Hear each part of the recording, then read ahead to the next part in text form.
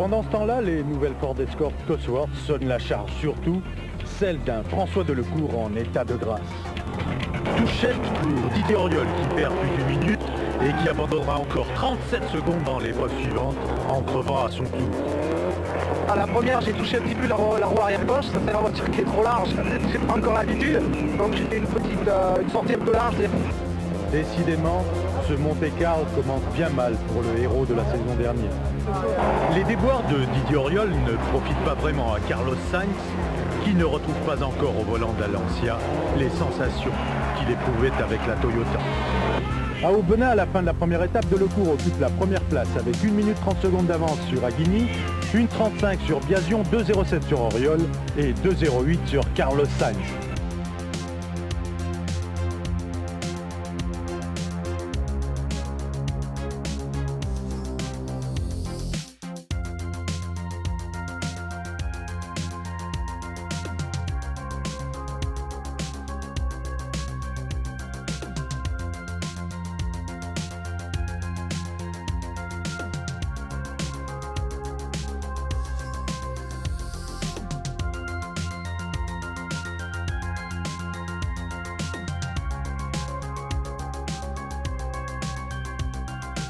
Puis, Auriol prend la mouche après une nouvelle erreur de pneumatique dans Saint-Jean-en-Royan. Il réagit au bon moment et aligne coup sur coup 2 temps scratch.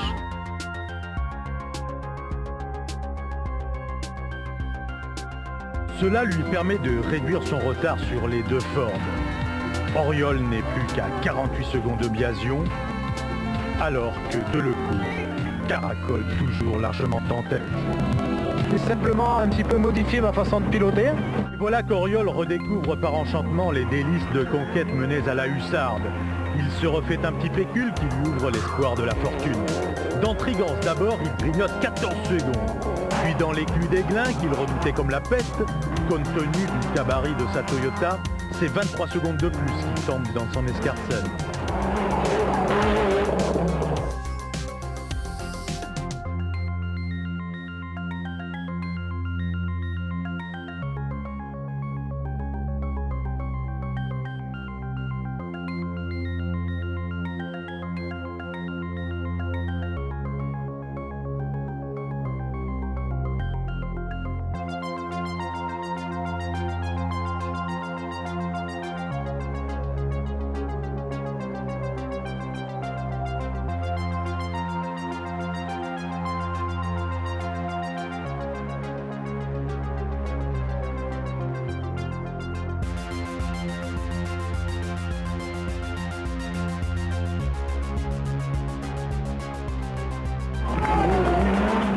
Dans l'arrière-pays niçois, la fin de la journée se passe un peu moins bien pour Delecourt que pour Auriol, Sainz et Biagio. Jusque-là, personne ne se faisait d'illusions quant à l'issue finale de ce rallye. Delecourt en avait trop fait, il avait trop prouvé pour être privé au bout du compte du triomphe qui habite en lui depuis le départ. C'est vrai, et donc j'ai pas trop souffert physiquement. C'est vrai que c'est très étroit et des fois je ferme un petit peu les yeux d'ailleurs. Je vais essayer d'attaquer à outrance parce que 1 minute 11, il peut se passer beaucoup de choses, c'est pas grand chose. Alors je vais essayer, mais je pense qu'à la régulière ça va être très très difficile quand même, c'est même pratiquement impossible, mais on ne sait jamais. On ne sait jamais, pourquoi pas, je vais essayer à outrance. L'offensive psychologique contre Delecourt est lancée, c'est le jeu, c'est de bonne guerre. Après le Turini, Delecourt a porté son avance à 1 minute 16 secondes. Les jeux paraissent être faits, pas pour Didier Auriol. Saint-Sauveur, avantage à Auriol, 25 secondes de mieux. Entrevaux, avantage à Auriol, 31 secondes de mieux. Les 4 chemins, avantage à Auriol, 22 secondes de mieux. Pour la première fois depuis le départ du rallye, Auriol passe en tête avec 2 secondes d'avance sur Delecourt. Et il ne reste qu'une spéciale avant la fin, une seule spéciale de 23 km, comme juge ultime d'une course fabuleuse. Et là encore, avantage à Auriol, 13 secondes de mieux. Incroyable, les rumeurs les plus folles vont circuler. Il y aurait triche sur le carburant pour la voiture japonaise.